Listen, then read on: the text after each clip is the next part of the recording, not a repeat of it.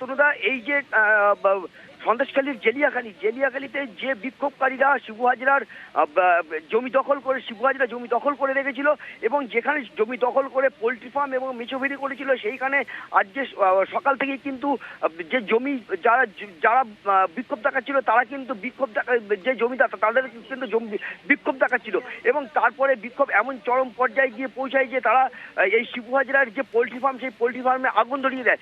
এরপরে কিন্তু সেখানে ঘটনাস্থলে কিন্তু আসে শিবু হাজরার অনুগামীরা এসে যারা বিক্ষোভ দেখাচ্ছিল তাদেরকে কিন্তু একটু সঙ্গে থাকো অনুপম। সেই সময় ছবি দেখুন, মারধর করা হয়েছে। মারধর করার পরের ছবি, কারা মারধর করেছেন, কিভাবে মারধর করেছেন, কি বলছেন তারা, একবার শোনার চেষ্টা করবো। তোমরা কি করতে আছো? তোমরা কি করতেছিলে? গায়ে হাত তুলেছে। মাথাটা ধরো।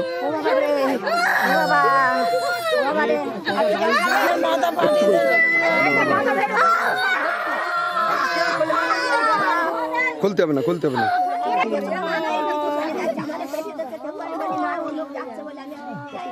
অনুপম এ যেন অদ্ভুত ভাবে দুটো পক্ষ চলছে। এক পক্ষ একদিকে গিয়ে গায়ে হাত তুলেছে। অনুপম রয়েছে আমার সঙ্গে। অনুপম, একদিকে যেমন দেখছি যে বিক্ষোভকারীরা তারা আগুন ধরিয়ে দিচ্ছে শেখ শাহজাহানের অনুগামীদের বাড়িতে, আবার উল্টো দিকে তাদেরই লোক, সেই শেখ শাহজাহানের অনুগামী যারা, তাদেরই লোকজন এসে বিক্ষোভকারীদের উপর হামলা করছে, মারধর করছে। এই যে শেখ শাহজাহানের অনুগামী যে শিবু হাজরার পোল্ট্রি ফার্ম, মানে জমি দখল করে পোল্ট্রি ফার্ম করেছিল বলে অভিযোগ বিক্ষোভকারীদের, এবং এই বিক্ষোভকারীরা যখন তাদের সেই পোল্ট্রি ফার্ম আগুন ধরিয়ে দেয়, সেই বিক্ষোভকারীদের ওপরে এসে হামলা চালায় শিবু হাজরার অনুগামীরা। এবং শুধু যে বিক্ষোভকারীরা, এই যে শিবু হাজরার অনুগামীরা যে শুধু বিক্ষোভকারীদের ওপরে যে আক্রমণ করেছে, তারা সংবাদ মাধ্যমের ওপরেও কিন্তু প্রচন্ড আক্রমণ করেছে, মারধর করেছে, ক্যামেরা ভেঙে দিয়েছে। এবং এই মুহূর্তে যেটা আমরা সূত্র মারফত জানতে পারছি যে শিবু হাজরার অনুগামী সামাদ মোল্লা, অনাদি অধিকারী, রাজু শেখ, কামাল শেখ ও নিশিকান্ত বেরা, এদের নেতৃত্বে কিন্তু একদল শিবু হাজরার অনুগামীরা তারা কিন্তু সেখানে ঘটনাস্থলে আসে এবং কিন্তু প্রচন্ড মারধর করে সংবাদ মাধ্যম এবং হচ্ছে যেসব বিক্ষোভকারী তাদেরকে মারধর করে। এবং এই মুহূর্তে কিন্তু পরিস্থিতি কিন্তু প্রচন্ড উত্তপ্ত হয়ে রয়েছে। ঠিকই পরিস্থিতি যথেষ্ট উত্তপ্ত অনুপম। এবং আমার সঙ্গে আরো এক প্রতিনিধি জিয়াউল রয়েছেন, জিয়াউলের সঙ্গে কথা বলবো। পুলিশের সামনে গ্রামবাসীদের উপর মারধরের অভিযোগ, তৃণমূল আশ্রিত দুষ্কৃতীদের বিরুদ্ধে পুলিশ কি করছিল? জিয়াউল, পুলিশ কি করছিল? একজনকে আটক করা হয়েছে দেখতে পাচ্ছি, কে ইনি? দেখো, একজনকে নয়, বেশ কয়েকজনকে কিন্তু আটক করা হয়েছে।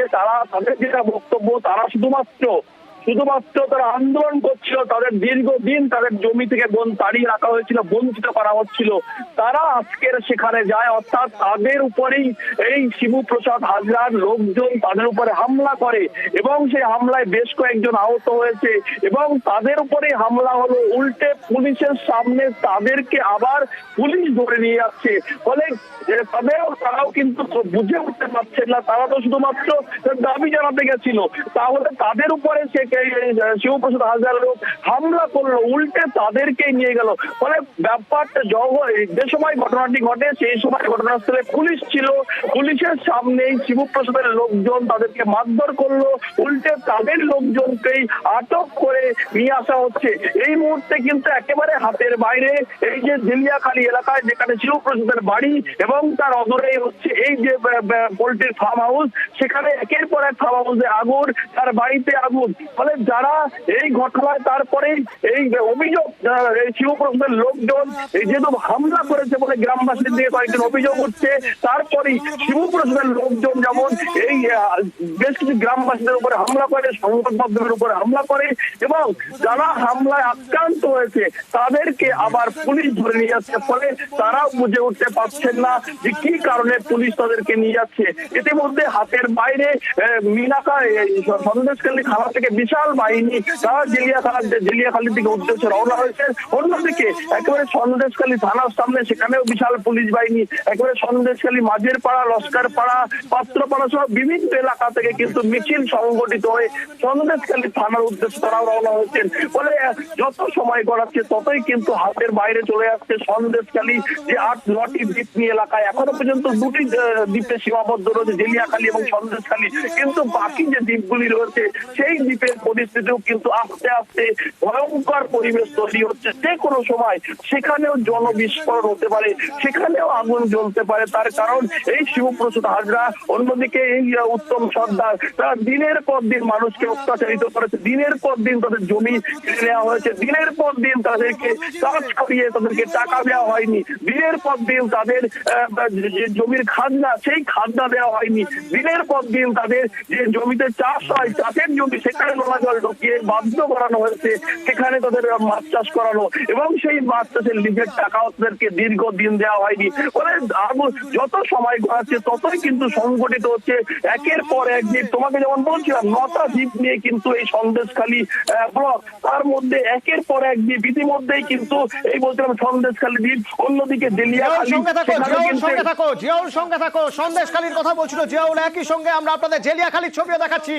জেলিয়াখালীর ছবি একবার দেখতে চাইবো সরাসরি, সেখান থেকেও আমার অপর প্রতিনিধি অনুপ রয়েছে। ভুল হয়ে যাচ্ছে আমাদের, তাহলে আমরা বাঁচবো কি করে?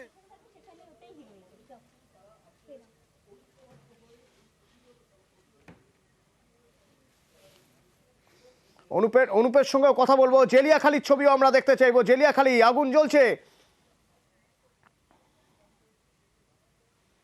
আমরা এত বড় ভুল করেছি, প্রতিবাদ করতে এসে এপাশে দেখছেন সন্দেশখালীর ছবি।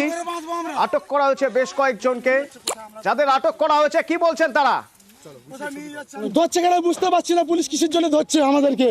আমরা তো এসছি এর জন্যই, যে বুঝতে পারছি না পুলিশ আমাদেরকে ধরে নিয়ে যাচ্ছে কোথায়। এইদিকে মারধর করেছে, শিবহাজার লোক গুন্ডা বাহিনী পাঠিয়েছে, এক্ষুনি মারধর করেছে, এসে বাসের বাড়ি মেরেছে, বন্দুকের বাড়ি মেরেছে, বন্দুক নিয়ে ছুট মেরেছে, ধরতে পারিনি, তাড়া করেছে, ওইভাবে ছুটেছে, পালিয়েছে। তখন কি পুলিশ ছিল? হ্যাঁ পুলিশ ছিল, পুলিশ থাকাকালীন মেরেছে। আমরা কি এমন কি ভুল করেছি? কাকে মেরেছি? আর আমরা আজ গেছিলাম প্রতিবাদ করতে, আমরা মার খেয়ে চলে এসেছি, আজ আমাদের কেউ আজ পর্যন্ত পৌঁছানোকে আমাদের কাউ ঠেকায় নেই, কাউকে আমাদের ঠেকায় নেই। এই ছবির পাশাপাশি দেখুন জেলিয়াখালী